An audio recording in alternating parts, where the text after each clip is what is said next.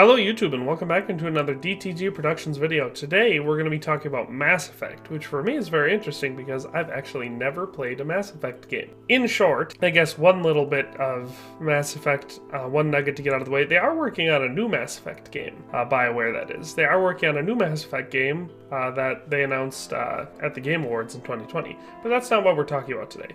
What we're talking about today is the remaster, which I'm excited about because, like I said, I've never played a Mass Effect game. So I'm thinking when it comes out, I'm going to play it, and it'll be an entirely new experience for me. So anyone out there who loves Mass Effect, I mean, feel that excitement. I've never played it before, never played a single one of them.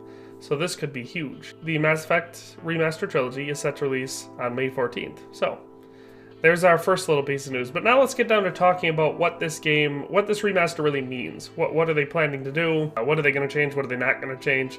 All that stuff, so let's dive on in. So for starters, it appears that they focused a lot on visual changes and tweaks, which makes sense given that some of these games are very old, or at least pretty old for a game.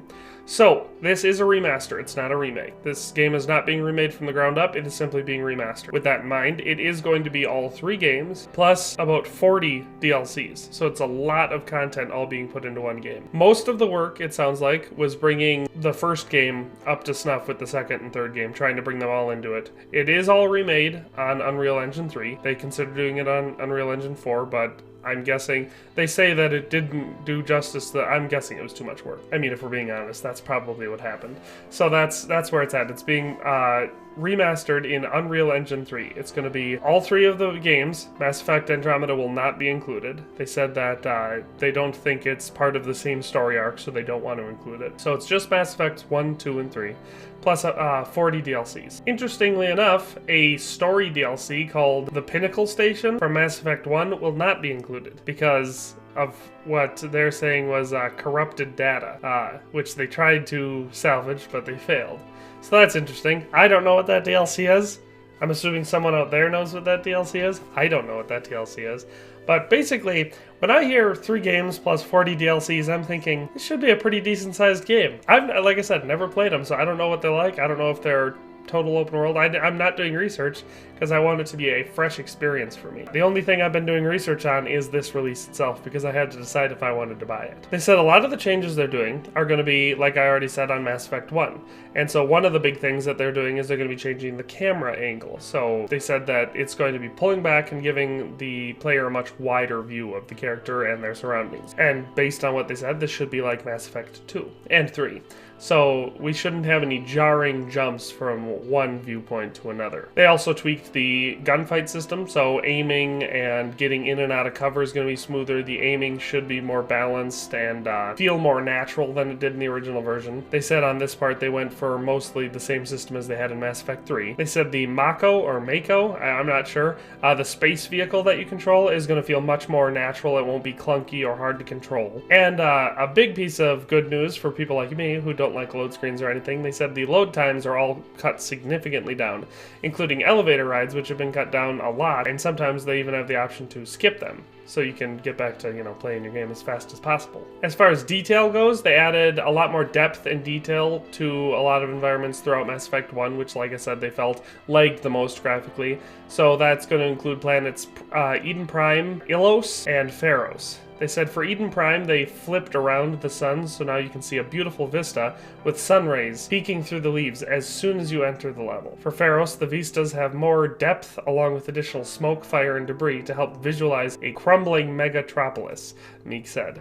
So they're definitely making it seem a lot more graphically impressive than the first game originally was. As far as original saves go, they said currently original saves sometimes work, is basically what they're saying. It sounds like they don't always work, and they're not confident by the time that they ship that original saves will work. I'm guessing they won't. So if you want to transfer your save data from previous games, I don't think it's going to work. They're being vague about it right now, but when I read in between the lines, I think that if they do work at all now, it's probably not very much, given that the answer they gave. It just seems really unnecessarily vague.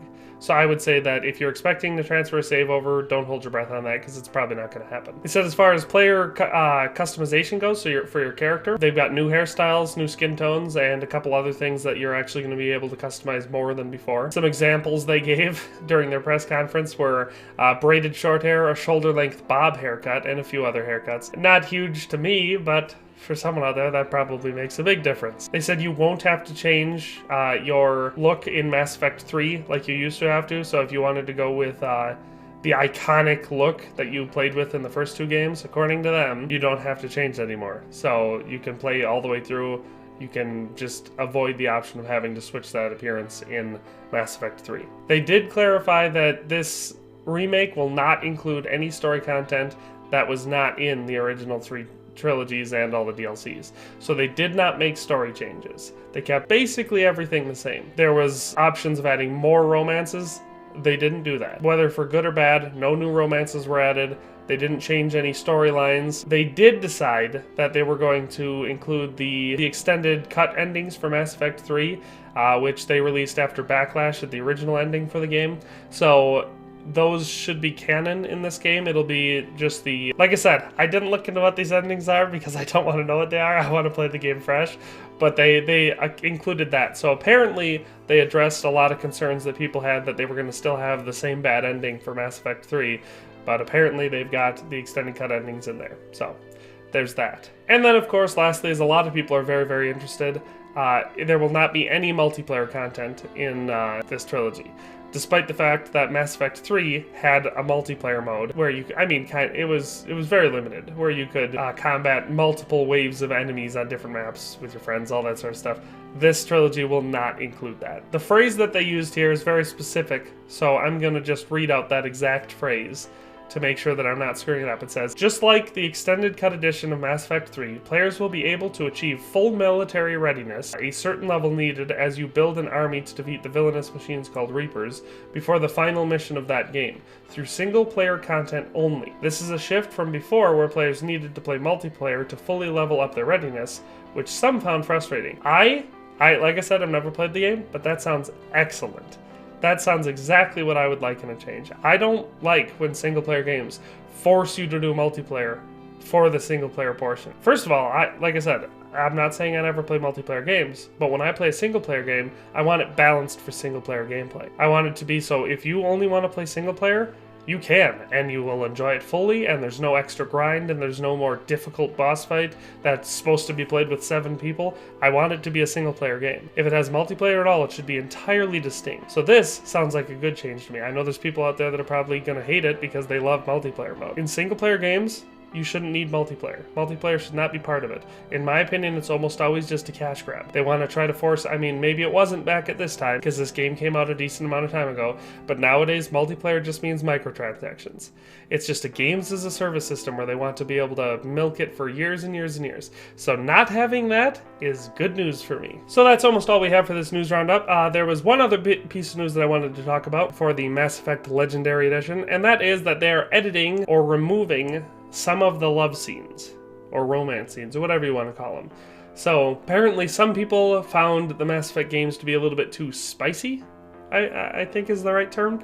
So they're editing, or what they're saying is tastefully editing, but I'm sure that's not the way that long-time fans of the series will find it. Whether that's unfortunate or not, some of the romance scenes will likely not appear like they did in the games originally. It appears format-wise, the games will not be a concurrent game or 3 separate games. There's going to be one launcher that you get with the game, and that when you complete the first game, you're able to play the second game, and then after the second game, you're able to play the third game.